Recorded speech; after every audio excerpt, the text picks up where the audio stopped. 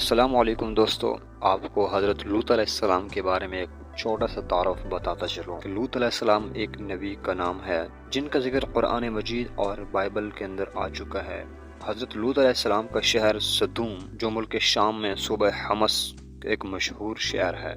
حضرت لوط علیہ السلام کی قوم نہایت مغرور، بے حس اور نافرمان تھی، اور ان کا سب سے بڑا گناہ یہ تھا کہ ان میں مرد عورتوں کی بجائے مرد سے ہی اپنی جسمانی حاجت پوری کرتے اور ان کے ساتھ زیادتی کرتے۔ شہر سدوم کی بستیاں بہت آباد اور نہایت سرسبز و شاداب تھیں، اور وہاں طرح طرح کے اناج اور قسم قسم کے پھل اور میوے بکثرت پیدا ہوتے تھے۔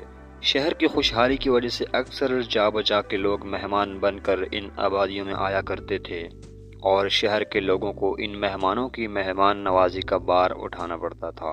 اس لیے اس شہر کے لوگ مہمانوں کی آمد سے بہت ہی کبیدہ خاطر اور تنگ ہو چکے تھے، مگر مہمانوں کو روکنے اور بھگانے کی کوئی صورت نظر نہیں آ رہی تھی۔ اس ماحول میں ابلیس لعین ایک بوڑھے کی صورت میں نمودار ہوا اور ان لوگوں سے کہنے لگا، اگر تم لوگ مہمانوں کی آمد سے نجات چاہتے ہو تو اس کی یہ تدبیر ہے کہ جب بھی کوئی مہمان تمہاری بستی میں آئے تو تم لوگ زبردستی اس کے ساتھ بدفعلی کرو۔ چنانچہ سب سے پہلے ابلیس خود ایک خوبصورت لڑکے کی شکل میں مہمان بن کر اس بستی میں داخل ہوا اور ان لوگوں سے خوب بدفعلی کرائی۔ اس طرح یہ فعل بد ان لوگوں نے شیطان سے سیکھا۔ پھر رفتہ رفتہ اس برے کام کے یہ لوگ اس قدر عادی بن گئے کہ عورتوں کو چھوڑ کر مردوں سے اپنی شہوت پوری کرنے لگے اور زیادتی کرنے لگے۔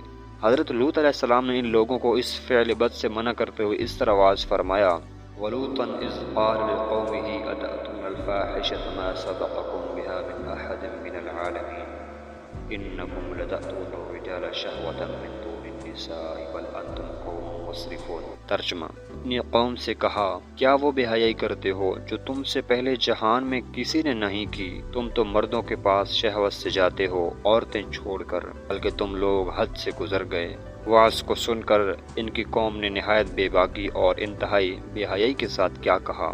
ترجمہ: اور اس کی قوم کا کچھ جواب نہ تھا مگر یہی کہنا کہ ان کو اپنی بستی سے نکال دو، یہ لوگ تو پاکیزگی چاہتے ہیں۔ لوط علیہ السلام کی امت جن بستیوں میں رہتی تھی وہ بڑی شاداب اور سرسبز بستیاں تھیں۔ غیر بستیوں کے لوگ شادابی کے سبب سے قوم لوط کی بستیوں میں اکثر آ جایا کرتے تھے، جس کی وجہ سے قوم لوط کو طرح طرح کی تکلیف ہوتی تھی۔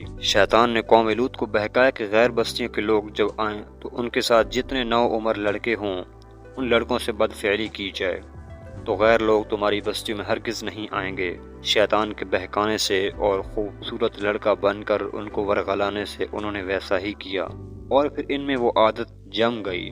حضرت لوط علیہ السلام نے ہر چند سمجھایا مگر انہوں نے نہ مانا۔ آخر حضرت جبرائیل علیہ السلام نے اس قدر ٹکڑا زمین کا کھڑا کر کے اللہ کے حکم سے الٹ دیا اور ان لوگوں پر پتھروں کا پانی برسایا، جن پتھروں میں آگ کے شعلے بھی تھے، اور سب لوگ ہلاک ہو گئے۔ قوم لوط کا وہی علاقہ ہے جسے آج ہم بحیرہ مردار کہتے ہیں۔ یہ بحیرہ سمندر سے بھی زیادہ گہرائی میں ہے، چنانچہ اس میں پانی نکلنے کا باہر کوئی راستہ نہیں ہے۔ اس بحیرہ میں مچھلی، مینڈک، کیڑا غرض کے کوئی جاندار بھی زندہ نہیں رہ سکتا۔ قوم لوط کا صدر مقام شہر سدوم تھا جو آج کل اسی بحیرہ میں غرق ہو چکا ہے، مگر کبھی یہ علاقہ بڑا سرسبز و شاداب ہوتا تھا۔ پھلوں کی کثرت ہوتی تھی، نعمتوں کی فراوانی اور دولت کے ریل پیل نے یہاں کی قوم کو سرکش بنا دیا تھا۔ اس قوم کی اصلاح کے لیے حضرت لوط علیہ السلام کو بھیجا گیا تھا۔